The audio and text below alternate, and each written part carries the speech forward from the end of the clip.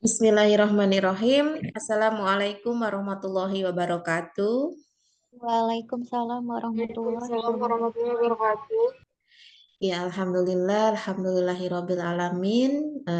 Bersama-sama marilah kita selalu panjatkan ya atas kehadirat Allah Subhanahu wa taala, yang mana pada sore hari ini kita masih diberikan nikmat sehat ya, nikmat kesempatan juga untuk bisa hadir secara Zoom dalam rangka melaksanakan perkuliahan kita untuk mata kuliah Anatomi Fisiologi Manusia.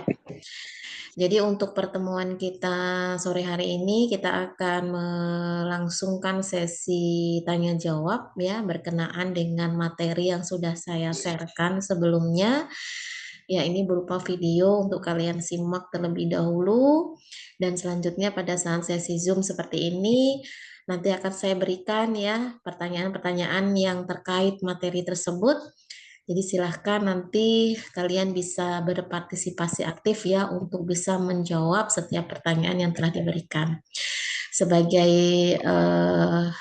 sebagai tujuannya juga untuk saya melihat atau menilai keaktifan ya dari mahasiswa dalam menyimak materi yang telah disampaikan ya. Jadi harapannya kalian bisa mengambil kesempatan ini, jangan disia-siakan karena mengingat waktu terus bergulir ya, waktu terus berjalan, dan ini sebetulnya sudah masuk pekan ke-12 ya. Artinya ada beberapa pertemuan lagi saja yang harus kita tuntaskan. Namun untuk anatomi fisiologi manusia hari ini adalah materi ke-11 ya. Jadi kita tuntaskan dulu untuk materi sebelumnya yang belum kita adakan sesi Zoom ya. Selanjutnya nanti akan saya berikan materi berikutnya untuk pekan ke-12 dan seterusnya. Baik, untuk pertemuan kita sore hari ini kita akan membahas berkenaan dengan sistem. Yang pertama adalah sistem respirasi. Yang kedua adalah sistem urinaria ya. Kita kebut hari ini agar nanti pertemuan yang tersisa itu kita akan gunakan untuk sesi praktikum ya. Di mana praktikumnya itu tidak secara luring tetapi secara Zoom. Nanti saya minta untuk si pennya bisa membagi kelompok seperti biasa ya. Jadi nanti akan ada topik yang harus kalian selesaikan terlebih dahulu dengan kelompoknya. Baru nanti selanjutnya adalah sesi Zoom untuk kalian per kelompok bisa mempresentasikan ya. Jadi nanti sisa yang ada berarti kan pertemuannya tinggal 12, 13, 14 ya. 3 pertemuan lagi itu nanti akan saya gunakan full untuk sesi praktikum ya. Jadi nanti untuk pertemuan setelahnya saya akan menyampaikan apa saja yang perlu dipersiapkan atau perlu dipresentasikan untuk sesi praktikum ya. Baik, yang pertama kita akan mendiskusikan bersama-sama atau mereview kembali berkenaan dengan materi sistem respirasi ya. Sebetulnya kalau berbicara masalah sistem ini bukan yang pertama ya, karena kita sudah banyak membahas berkenaan dengan sistem-sistem organ yang ada di dalam tubuh manusia, yang mana itu sifatnya adalah complicated, yang dimana setiap sistem meskipun memiliki fungsi yang berbeda-beda, tetapi dalam hal ini tujuannya adalah sama ya. Jadi bagaimana caranya kita bisa menormalkan semua sistem yang ada agar semua proses yang terjadi di dalam tubuh manusia itu dapat berlangsung secara normal juga begitu ya. Kenapa? Karena kalau sampai ada satu sistem saja yang terkendala, itu yang bermasalah tidak cuma sistem itu saja, tetapi seluruh sistem-sistem yang lain pun akan ikut berpengaruh dampaknya. Yang ujung-ujungnya kita sebagai pemilik semua sistem itu juga akan merasakan dampak yang tidak baik juga. Ya, artinya ketidaknormalan yang bisa ditimbulkan karena adanya ketidaksesuaian antara fungsi-fungsi yang seharusnya terjadi atau fungsi-fungsi yang harusnya berjalan dengan baik. Oke ya. Baik, untuk sistem respirasi. Uh, tentu ini bukan menjadi hal yang asing ya, karena kalau kita bicara masalah respirasi itu kalian pasti yang pertama akan terlintas adalah bernapas gitu ya. Kita bernapas, menghirup oksigen, mengeluarkan CO2. Organ yang terlibat jelas hidung gitu ya. Tetapi apakah hidung saja atau ada organ-organ yang lain? Nah, ini nanti kita akan bahas lebih lanjut ya di materi berikutnya. Baik, untuk yang pertama sebagai soal pengantar gitu ya, yang sekiranya ini menjadi pemahaman di awal dulu, jadi jangan sampai nanti kita sudah banyak berbicara terkait respirasi, tapi kita nggak ngerti respirasi itu apa. Oleh karena itu silahkan dijelaskan ya pengertian respirasi itu apa secara umum, kemudian ada 2 jenis respirasi ya yang itu semuanya kita alami ya. Sebutkan dan jelaskan masing-masing ya secara singkat saja karena ini masih soal pengantar dulu ya yang belum secara spesifiknya. Baik, saya persilahkan di sini yang sudah raise hand ya. Atas nama yang pertama Maharani, yang kedua atas nama Bilkis. Ada Maharani dan Bilkis? Ada, Bu. Oke, baik silakan bisa dijawab secara bergilir ya Maharani dan Bilkis atas pertanyaan tersebut. Baik, Ibu izin menjawab. Sistem respirasi. Pengertian respirasi ialah sekumpulan organ yang terlibat dalam proses pertukaran gas, oksigen, dan karbon dioksida dalam darah. Kemudian terdapat 2 jenis respirasi, yaitu respirasi luar dan respirasi dalam. Respirasi luar, pertukaran O2 dan CO2 antara darah dan udara. Kemudian respirasi dalam, pertukaran O2 dan CO2 dari aliran darah ke sel-sel tubuh. Terima kasih, Bu. Izin menjawab, respirasi adalah suatu proses mulai dari pengambilan oksigen hingga penggunaan dalam proses metabolisme aerob untuk menghasilkan energi di dalam tubuh. Respirasi dapat dibedakan atas 2 jenis, yaitu respirasi luar, pertukaran O2 dan CO2 antara darah dan udara. Respirasi dalam, pertukaran O2 dan CO2 dari aliran darah ke sel-sel tubuh. Terima kasih, Bu.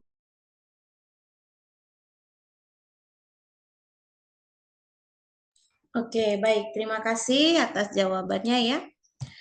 Ya, apa yang sudah dijelaskan tadi, jadi kita sama-sama mereview ya. Pertama, pengertian dari respirasi itu apa? Jadi yang jelas kalau kalian tahu prinsipnya, respirasi itu kan proses di mana kita bisa mengambil oksigen yang memang kita butuhkan ya dalam sirkulasi di dalam tubuh dan mengeluarkan CO2 yang itu sifatnya adalah zat sisa atau toksik yang harus dikeluarkan dari tubuh ya. Namun dalam hal ini tentu bukan hal yang simple ya proses itu terjadi dengan kita menghirup kemudian dikeluarkan itu tentu sudah kita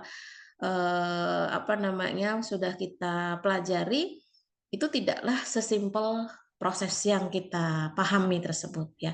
Jadi ada beberapa organ-organ yang ikut terlibat di dalamnya. Tentunya organ-organ ini yang memang dikhususkan ya, yang bertugas, yang nantinya itu terlibat dalam proses pertukaran gas yang pertama adalah oksigen yang memang kita ambil, dan yang kedua adalah CO2 yang akan kita keluarkan. Jadi tanpa adanya organ-organ yang terlibat itu tadi, tentu proses ini tidak bisa berlangsung dengan baik. Ya. Nah, proses respirasi itu tentunya dimulainya itu dari proses awal pengambilan oksigen ya dan penggunaannya dalam proses metabolisme yang sifatnya aerob ya ini sudah saya sampaikan di mata kuliah biokimia untuk menghasilkan energi di dalam tubuh. Nah, itu adalah respirasi yang sesungguhnya. Jadi tidak hanya sekedar dihirup, dihembuskan, dihirup, dihembuskan. Itu kayak seolah-olah sesuatu yang tidak ada artinya begitu ya. Padahal Dengan kita menghirup oksigen itu berarti kita menangkap O2 di alam gitu ya, untuk bisa kita gunakan dalam proses metabolisme aerob.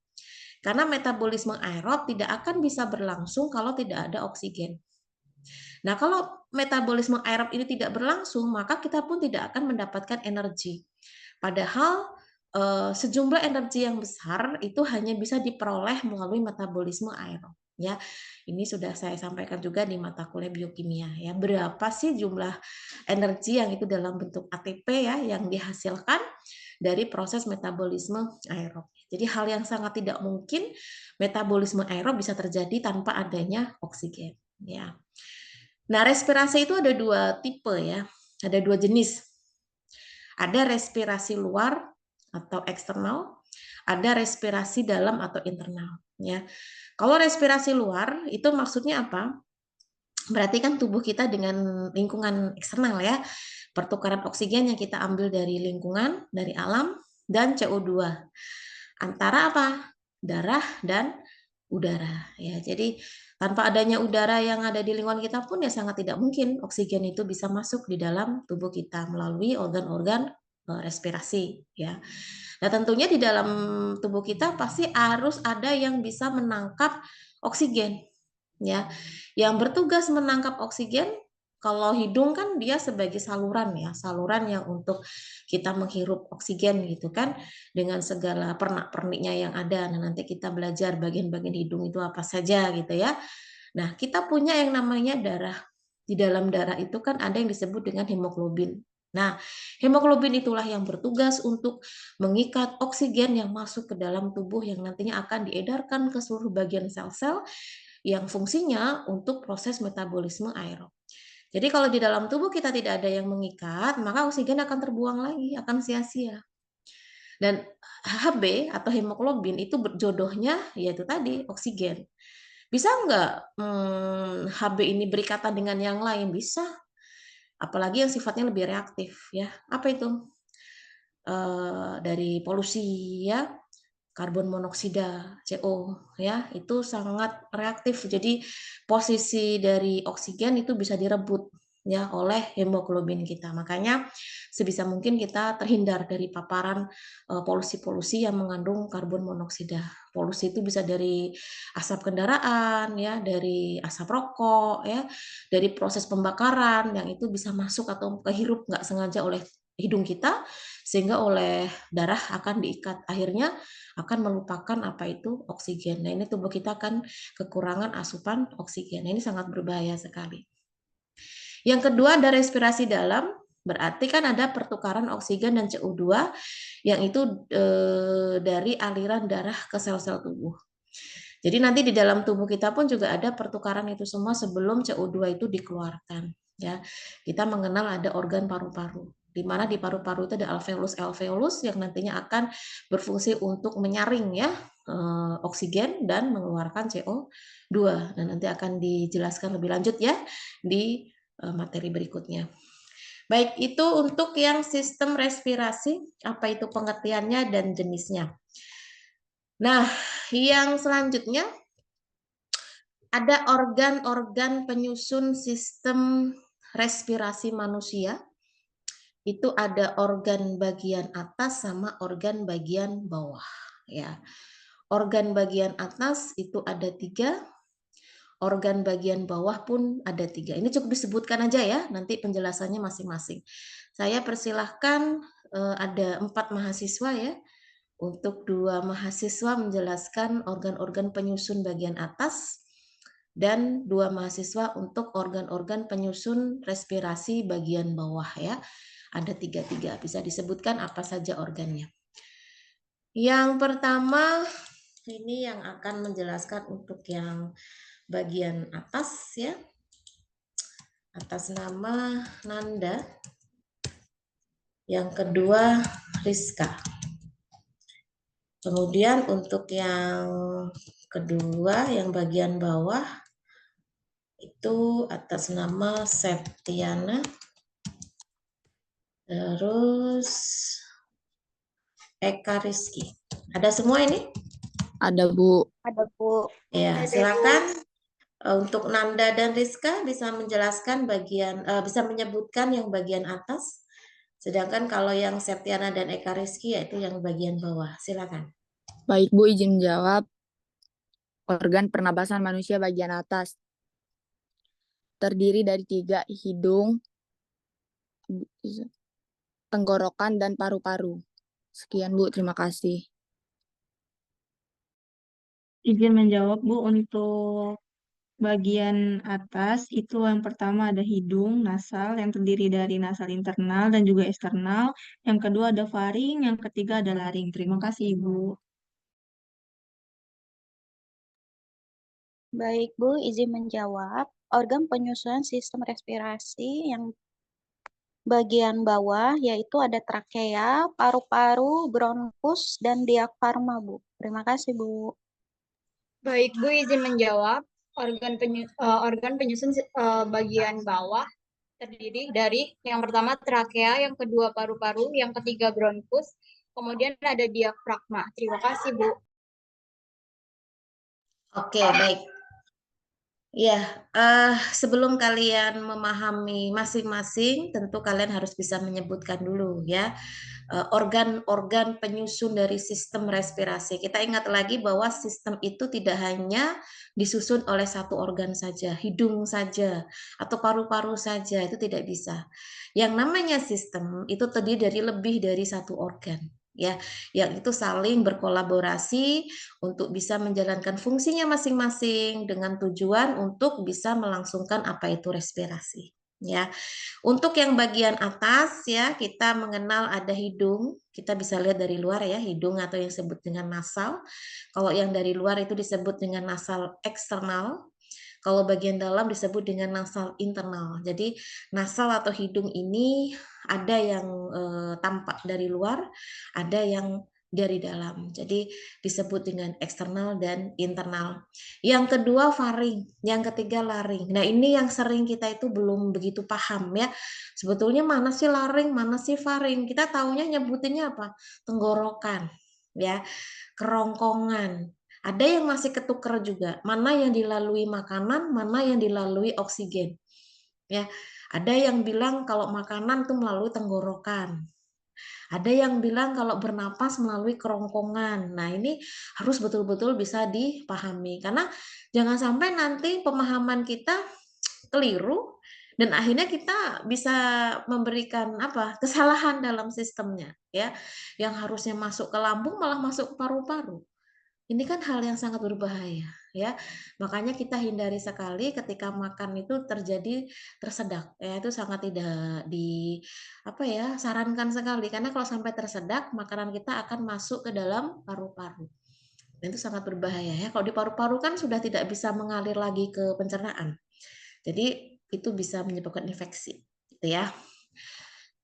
Yang kedua, bagian bawah itu ada yang disebut dengan trakea, paru-paru ya. Nanti paru-paru ini di dalamnya ada bagian-bagian lagi ya.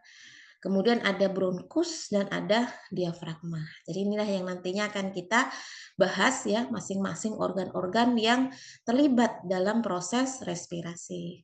Respirasi atas dan respirasi bawah ya. Oke, kita buka lagi pertanyaan berikutnya. Yang pertama ini berkenaan dengan organ respirasi bagian atas ya.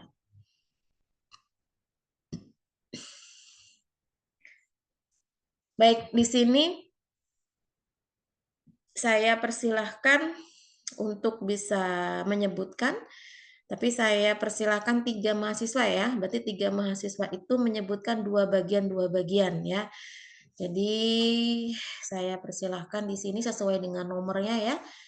Yang pertama nomor 1 dan nomor 2 itu saya persilahkan atas nama Rindi. Kemudian nomor 3 dan nomor 4 saya persilahkan Sabrina. Kemudian 5 dan 6 saya persilahkan Anissa. Ya, dua-dua ya. Silakan sebutkan bagian-bagian dari nasal eksternal. Yang ini yang nampak dari luar nih, kita bisa melihat secara langsung ya. Nomor 1, 2, 3, 4, 5 dan 6. Silakan masing-masing dua-dua secara berurut berdasarkan nomornya. Silakan dimulai untuk menjawab. Rindi, Sabrina, dan Anissa. Ada semua ini? Ada, Bu. Ada, Ibu. Silakan. Ya, baik Ibu izin menjawab. Nasal eksternal ada hidung, yaitu lokasi pertama yang dilalui oleh udara setelah masuk melalui lubang hidung, terletak di balik tulang hidung yang dilapisi oleh jaringan epitel bersila. Di sepanjang nasal vestibule terdapat rambut hidung yang menghasilkan mukus atau lendir, menyaringi debu dan kotoran. Yang kedua ada konke, yaitu lekukan pada rongga hidung bagian dalam dan memiliki 3 bagian, yaitu superior atas, middle tengah, serta inferior bawah. Konke akan mengubah suhu udara sesuai dengan suhu tubuh. Terdapat saraf olfaktori yang terletak di langit-langit konka, mendeteksi bau yang diteruskan ke otak. Setelah udara melewati konka, udara akan diteruskan masuk ke nosofaring, yakni ruangan yang menghubungkan antara hidung dan rongga mulut. Terima kasih, Bu. Ya, silakan dilanjutkan. Ini cukup disebutkan aja ya bagiannya ya. 1 ini apa, 2 ini apa, 3 ini apa, dan seterusnya. Nanti kalau untuk bagian-bagiannya ada penjelasan tersendiri ya. Silakan dilanjut tadi siapa yang kedua, yang selanjutnya? Ibu sebentar, saya belum ketemu Bu sebentar. Lupa.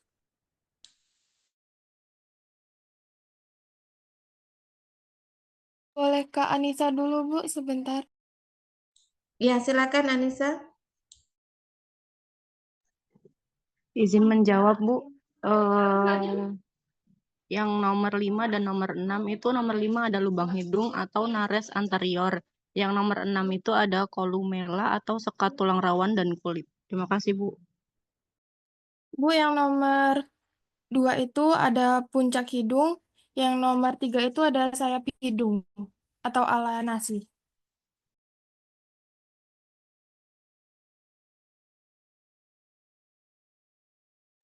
Oke, baik ya. Harapannya kalian bisa menyebutkan satu persatu ya. Jadi untuk yang pertama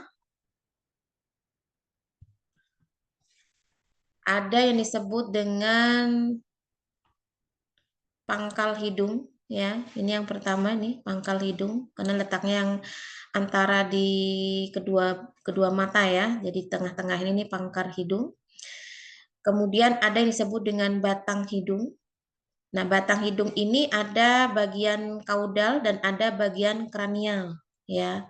Dan memang semuanya ini kalau kita lihat tipe tulangnya ini adalah tulang lunak ya. Jadi meskipun lunak bukan berarti 100% elastis ya, tidak bisa patah, tetap bisa patah kalau kena benturan yang keras ya.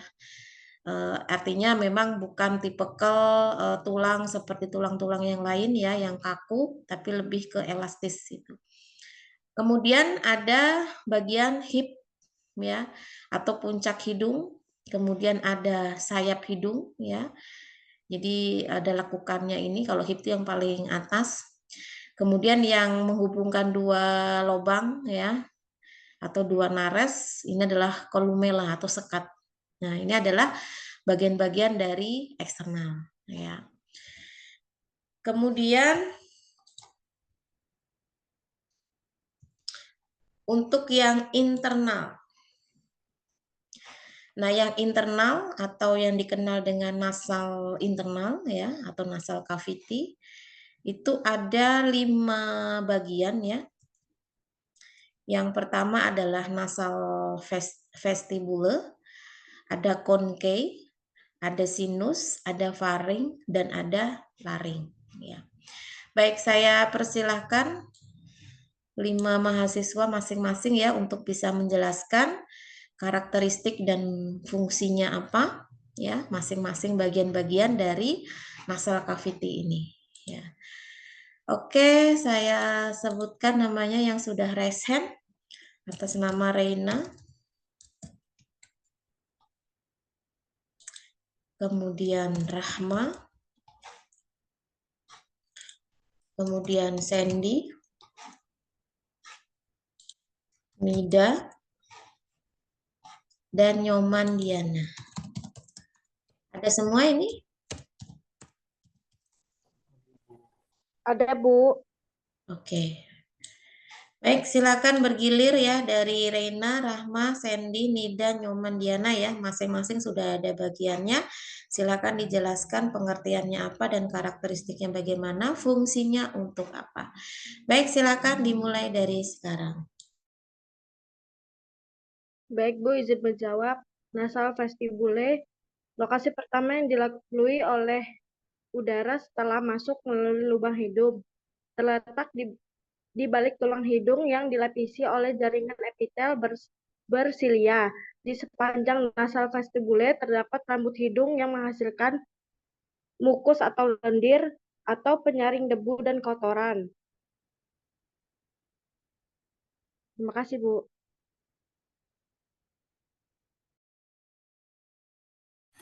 Yang kedua, konse lekukan pada rongga hidung bagian dalam dan memiliki 3 bagian, yaitu superior di atas, middle di tengah, serta inferior di bawah. Konse akan mengubah suhu udara sesuai dengan suhu tubuh. Terdapat saraf olfaktori yang terletak di langit-langit konka untuk mendeteksi bau yang akan diteruskan ke otak. Setelah udara melewati konka, udara akan diteruskan masuk ke nasofaring, yakni ruangan yang menghubungkan antara hidung dan rongga mulut. Terima kasih, Bu. Baik, Ibu izin menjawab. Untuk sinus adalah rongga-rongga yang berisi udara yang terletak di tulang wajah di sekitar hidung. Kemudian karakteristiknya itu terdiri rongga kosong yang terletak di tulang pipi atau maksilari, kemudian bagian bawah dahi atau juga frontal, kemudian bagian belakang rongga hidung, sphenoid, dan di antara hidung dan mata atau ethmoid. Kemudian fungsi sinus yaitu yang pertama memproduksi lendir, yang kedua menjaga kelembapan hidung dan udara saat bernapas, yang ketiga melindungi organ vital, dan yang keempat maksimalkan kualitas suara. Terima kasih, Ibu. Baik, Bu, izin menjawab. Yang keempat ada faring. Faring dibagi menjadi 3 bagian. Yang pertama nasofaring, bagian dari faring yang hanya dapat bersirkulasi di udara. Ruang sempit berukuran 1,5 inci yang terletak di belakang rongga hidung yang fungsinya mengantarkan udara dari hidung ke saluran nafas berikutnya. Pelindung dari infeksi, adanya tonsil adenoid faringeal yang dapat menghasilkan antibodi. Yang kedua ada orofaring, bagian dari faring yang terletak di bawah rongga mulut, mensirkulasi udara dan makanan dalam sistem pernafasan dan pencernaan. Memiliki katup yang mengatur pemasukan makanan ke saluran pernapasan. Epiglotis. Di dinding atas atau kanan dan kiri adalah palatum amandel atau massa limfatik. Amandel melindungi terhadap infeksi. Yang ketiga, hipofaring atau laringofaring. Bagian posterior dari faring dapat dilalui udara atau makanan. Hipofaring dilapisi sel epitel squamosa berlapis, bertemunya saluran pernapasan dan saluran pencernaan. Cukup, Bu. Terima kasih. Untuk laring terletak antara faring dan trakea dan antara pangkal lidah dan trakea, saluran pernapasan yang membawa udara menuju trakea. Disebut juga kotak suara karena di dalamnya terdapat pita suara. Berfungsi produksi suara dan melindungi saluran pernapasan di bawahnya dengan cara menutup secara cepat pada stimulasi mekanik, mencegah masuknya benda asing ke dalam saluran napas. Pada laring, terdapat tonjolan yang menjadi ciri seksual sekunder pada pria jakun. Struktur laring umumnya terdiri dari tulang rawan, kartilago, yang diikat oleh ligamen dan otot. Laring tersusun dari 3 kartilago besar yang tidak berpasangan, contohnya karikoid, tiroid, epiglotis. 3 kartilago kecil yang berpasangan, contohnya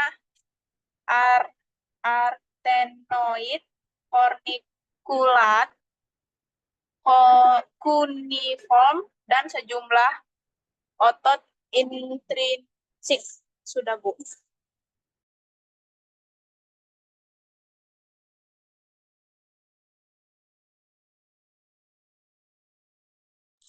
Oke, baik. Ini adalah hidung internal ya atau bagian dalam. Jadi ada yang disebut dengan nasal vestibule ya, vestibul. Apa itu? Jadi nasal vestibul itu letaknya yang paling luar ya, tapi sudah di dalam. Ya, jadi hidung yang paling luar ya atau eksternal, tapi dia rongganya lebih awal ya. Pertama kali udara itu masuk gitu ya. Jadi pertama kali dilalui oleh udara. Jadi setelah melalui lubang hidung gitu ya. Nah, di sini jaringan yang menjadi penyusun utamanya adalah jaringan epitel bersilia ya. Atau bisa dikatakan di situ tuh ada semacam silia-silia kemudian ditumbuhi oleh rambut-rambut ya, yang mana itu semua fungsinya memang sangat penting ya dalam proses penyaringan udara. Jangan sampai nanti ada udara yang membawa kotoran-kotoran yang sifatnya toksik ya bagi tubuh. Paling tidak ada filter utama. Itulah kenapa kita memang sangat-sangat disarankan sekali atau bahkan wajib gitu ya bernapas menggunakan hidung. Meskipun bernapas menggunakan mulut juga bisa gitu ya. Tapi kan akhirnya apa? Fungsi mulut dengan hidung itu kan berbeda. Ya, di hidung itu ada filter yang bisa menyaring kotoran-kotoran, sedangkan di mulut tidak ada. Itu akan lebih dampaknya lebih negatif ya, lebih berbahaya. Terutama kalau kondisi-kondisi tertentu saja ya, misalkan kondisi kita lagi pilek, lagi flu gitu kan sulit ya bernapas menggunakan hidung. Jadi kita agak tersengal-sengal gitu ya, makanya kita dibantu dengan bernapas menggunakan mulut, tapi itu pun tidak boleh setiap saat ya, karena itu tadi akan berisiko untuk kesehatan. Kemudian yang kedua ada konke ya, ini sudah masuk ke dalam. Jadi area konke ini ya area yang ada di tengah atau di bagian dari rongga hidung itu ya. Ada tiga lekukan ya kalau diamati secara anatominya. Itu ada inferior ya, ini yang bawah ya. Ada middle, ini yang tengah, dan yang atas ini ada superior ya. Ini penting sekali di area konke ini. Kenapa? Karena disinilah tempat penyesuaian untuk suhu udara yang masuk menyesuaikan suhu udara tubuh. Jadi kita itu tidak akan merasa sulit ya menyesuaikan. Misalkan udara di luar dingin atau udara di luar panas, terus udara yang masuk ikut panas, ikut dingin, enggak.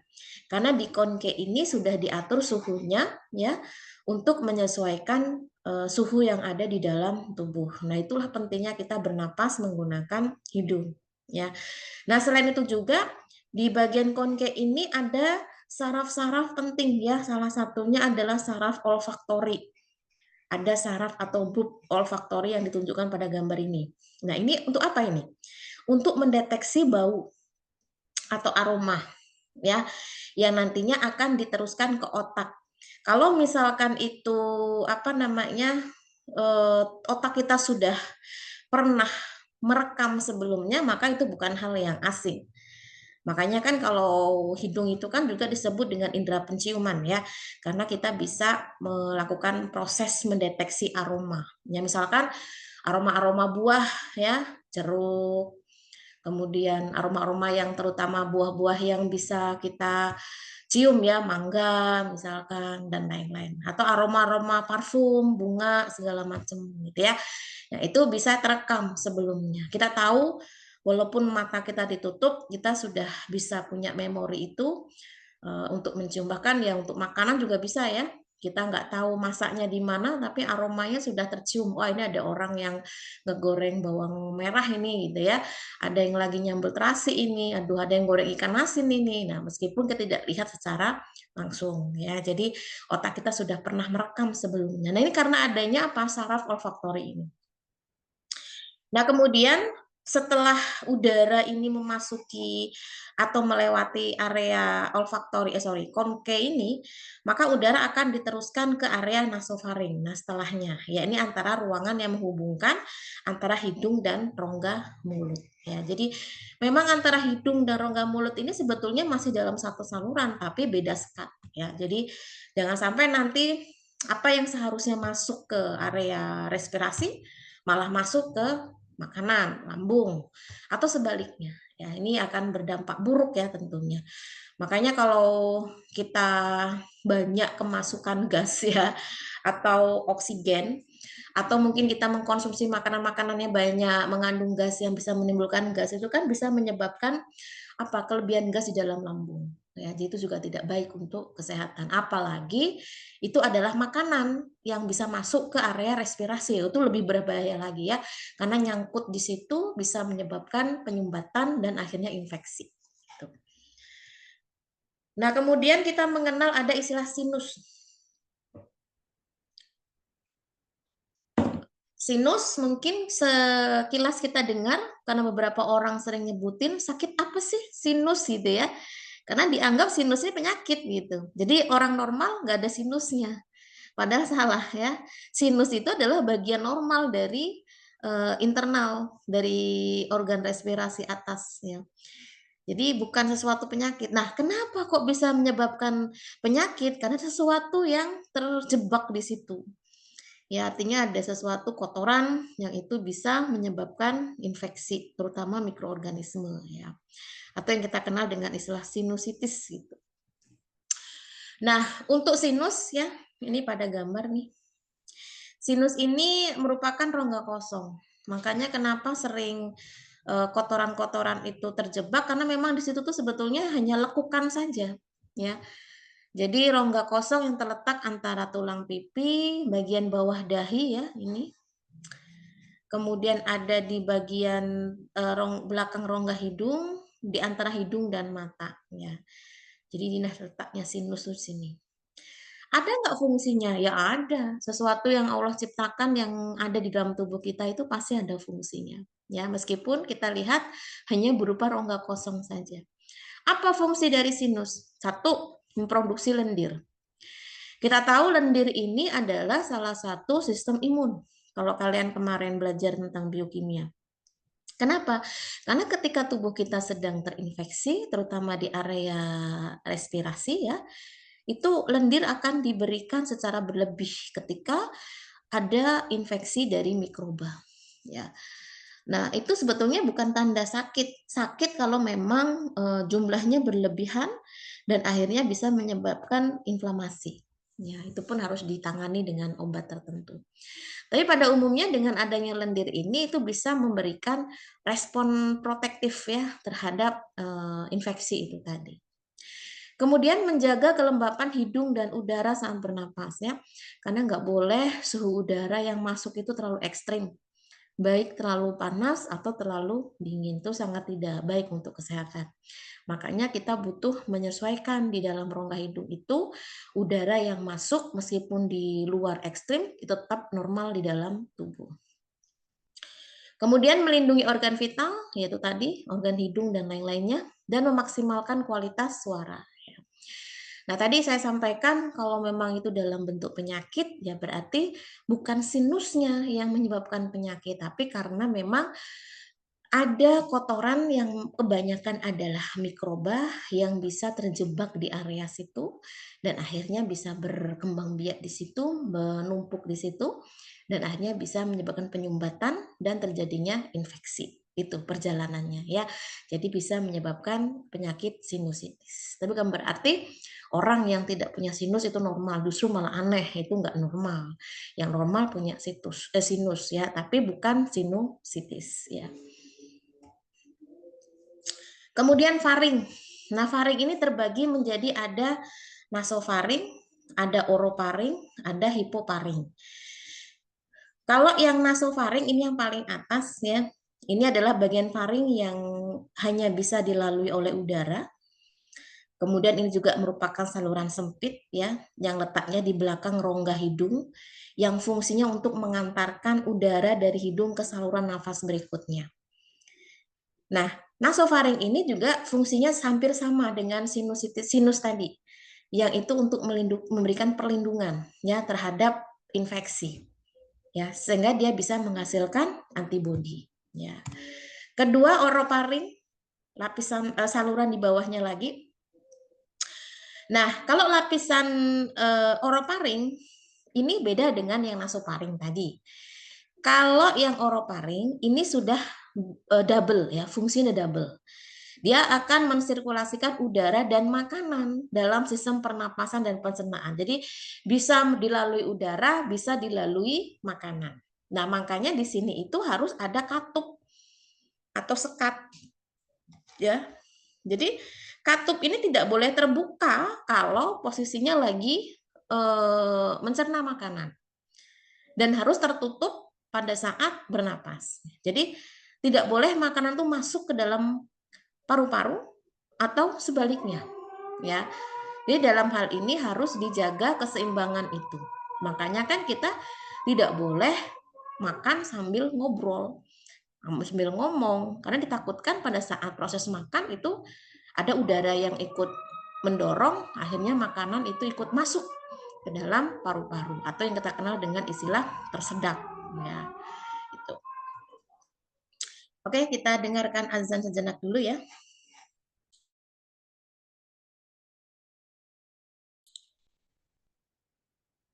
Kemudian bagian faring yang terakhir adalah hipofaring, ini yang paling bawah ya. Jadi hipofaring ini merupakan bagian posterior ya atau bagian bawah dari faring. Jadi ini dapat dilalui udara dan makanan ya. Jadi hipofaring itu dilapisi oleh sel atau jaringan epitel ya, squamosa jenisnya. Jadi disinilah tempat bertemunya saluran pernapasan, mana pernapasan untuk respirasi, mana saluran untuk respirasi dan mana untuk saluran pencernaan. Ya, jadi tidak boleh tertukar. Selanjutnya yang kelima adalah laring ya. Nah ini laring ini sudah fokus ke respirasi ya. Nanti arahnya dia masuknya ke paru-paru. Jadi terletak di antara faring dan trakea ya. Jadi dia di antara pangkal lidah dan trakea. Jadi ini merupakan saluran pernafasan yang nantinya akan membawa udara menuju ke trakea, lalu selanjutnya ke paru-paru. Jadi trakea itu saluran yang sebelum ke paru-parunya. Ini juga disebut sebagai kotak suara ya. Jadi kalau pada laki-laki itu ada bagian disebut dengan jakun gitu ya. Kalau perempuan nggak ada, karena jakun ini juga sebagai ciri seksual sekunder yang itu terjadi pada pria ya. Jadi laring ini selain untuk produksi suara karena ada pita suara di sana, dia juga akan melindungi saluran pernapasan di bawahnya. Jadi ketika proses yang tidak sengaja ada stimulasi mekanik secara cepat, itu dia akan menutup ya, dia akan mencegah untuk masuknya benda-benda asing ke dalam saluran pernafasan. Ya, jadi memang ada refleks. Nah, tapi bukan berarti itu selalu aman ya. Terkadang kalau tersedaknya itu terlalu kencang, akhirnya dia nyangkut di area laring itu ya harus secara dilakukan tindakan medis ya, karena untuk proses mengambil itu tadi.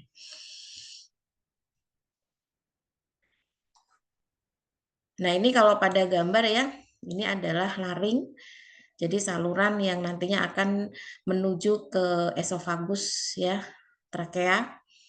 Nah laring ini tersusun atas 3 kartilago besar yang tidak berpasangan, yaitu ada krikoid, ada tiroid, dan ada epiglotis.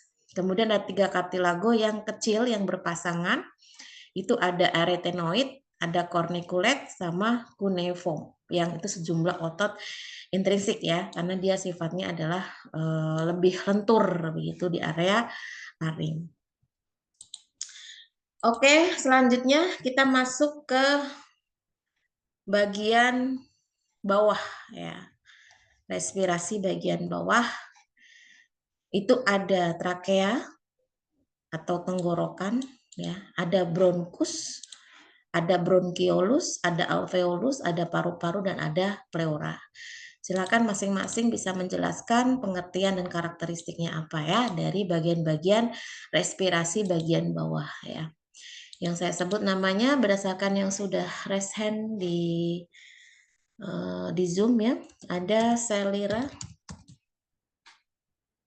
ada Desi Elia, kemudian Tia Rahma, kemudian ada Nabila, ada M. Adi, kemudian ada Wira. Oke, yang saya sebutkan namanya ada Selira, ada? Ada, Bu. Desi Elia, Tia, Nabila, M. Adi, dan Wira ada? Ada, Bu. Oke, silakan secara bergiliran untuk bisa menjelaskan masing-masing pengertian dan karakteristiknya. Baik, Bu, izin menjawab. Trakea adalah saluran pernapasan terletak di antara laring dan bronkus. Karakteristik trakea yaitu tabung memanjang yang memiliki diameter sekitar 20-25 meter dan panjang sekitar 10-16 cm yang tersusun dari 20 tulang rawan terbentuk cincin yang kuat dan fleksibel. Dan bagian bawah trakea bercabang menjadi dua saluran, yaitu bronkus, saluran bercabang ke sebelah kiri menuju paru-paru kiri dan bercabang ke sebelah kanan menuju paru-paru kanan. Cukup, Bu. Izin melanjutkan, Ibu, untuk yang nomor 2 ada bronkus, yaitu saluran udara dari trakea ke alveolus. Berfungsi untuk mencegah benda asing masuk, sel bersilia menghasilkan lendir. Struktur bronkus hampir sama dengan trakea, tersusun dari tulang-tulang rawan, hanya saja lebih sempit. Susunan tulang rawan pada bronkus juga tidak teratur, yaitu berselang-seling antara tulang dan otot. Cabang utama bronkus kanan dan kiri bercabang lagi menjadi bronkus lobaris, kemudian menjadi lobus segmentalis.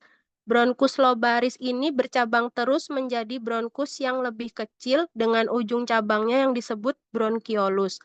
Paru kanan terdapat 10 bronkus segmentalis, yaitu 3 buah di lobus superior, 2 buah di lobus medius, dan 5 buah di lobus inferior. Paru kiri terdapat 8 bronkus segmentalis, yaitu 4 buah di lobus superior dan 4 buah di lobus inferior. Terima kasih, Bu.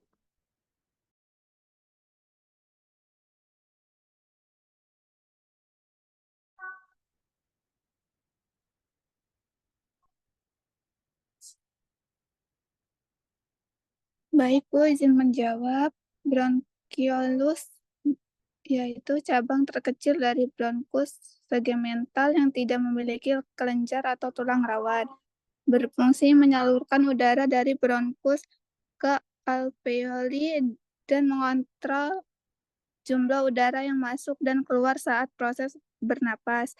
Memiliki dinding yang lebih tipis dan bagian ujung terhadap gelembung yang disebut alveolus mengandung kelenjar subomukosa menghasilkan lendir terhadap otot polos dan dipersarafi saraf autonom. Terima kasih, Bu.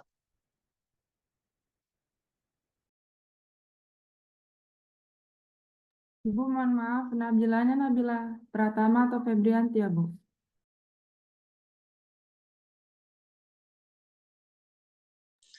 Atas nama Nabila Febrianti.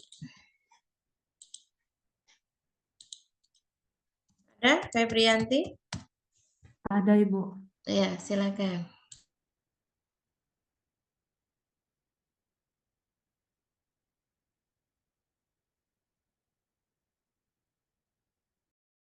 Baik, Ibu izin menjawab. Alveolus adalah tempat pertukaran CO2 dan O2, terdiri dari 700 juta gelembung, terdiri dari 3 tipe. Yang pertama, sel-sel alveolar. Tipe 1, sel epitel yang membentuk dinding alveoli. Sel-sel alveolar tipe 2, sel yang ikut secara metabolik dan mensekresi surfaktan fosfolipid yang melapisi permukaan dalam mencegah agar alveoli tidak kolaps. Yang ketiga, sel-sel alveolar tipe 3, makrofag yang berupa sel fagosit sebagai mekanisme pertahanan. Terima kasih, Bu. Baik, Bu. Yang kelima, ada paru-paru terletak di dalam rongga dada menghadap rongga mediastinum di depan jantung. Sebagian besar terdiri atas alveoli yang tersusun atas sel epitel dan endotel.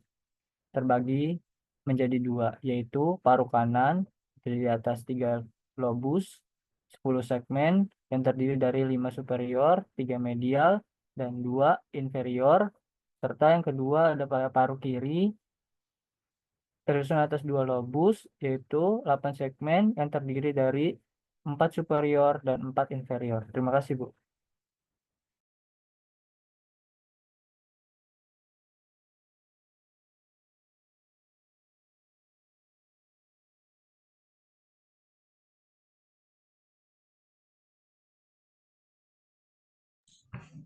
Selanjutnya, Wira, ada Wira?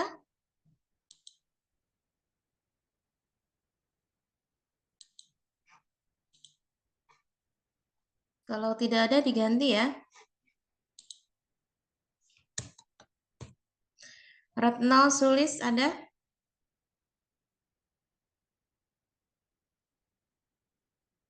Ada, Bu. Ya, silakan. Baik, Bu.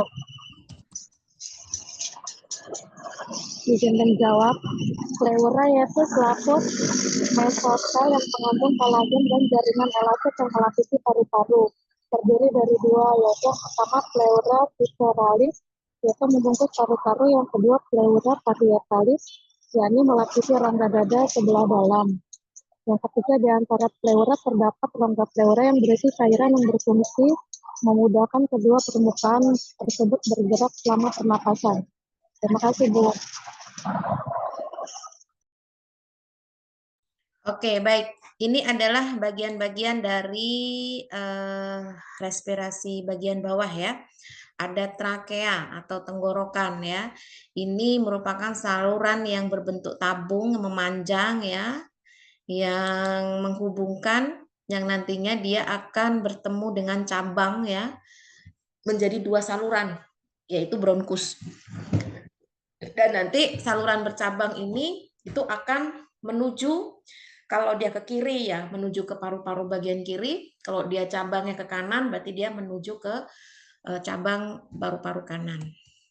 Kemudian bronkus, nah bronkus ini di bawahnya trakea ya, jadi saluran udara yang itu dari trakea ke alveolus. Jadi bronkus ini nanti akan mencegah ya kalau ada sesuatu yang asing masuk ke dalam tubuh. Karena apa? Karena di sana tuh penuh dengan sel-sel bersilia yang bisa menghasilkan lendir ya. Jadi kalau semisal terjadi infeksi itu biasanya jumlah lendirnya akan meningkat gitu. Nah, ini akan berbeda di setiap cabang ya. Kalau dia paru-paru kanan itu terdiri dari 10 bronkus segmentalis ya. Sedangkan kalau pada paru-paru kiri itu terdiri dari 8 bronkus segmentalis, dan kebalik ya. Kalau pada yang paru-paru kanan itu ada 3 lobus superior, ada 2 lobus medius, dan 5 buah lobus inferior. Sedangkan kalau yang paru-paru kiri itu ada 8 ya, terdiri dari 4 lobus superior dan 4 lobus inferior. Oke.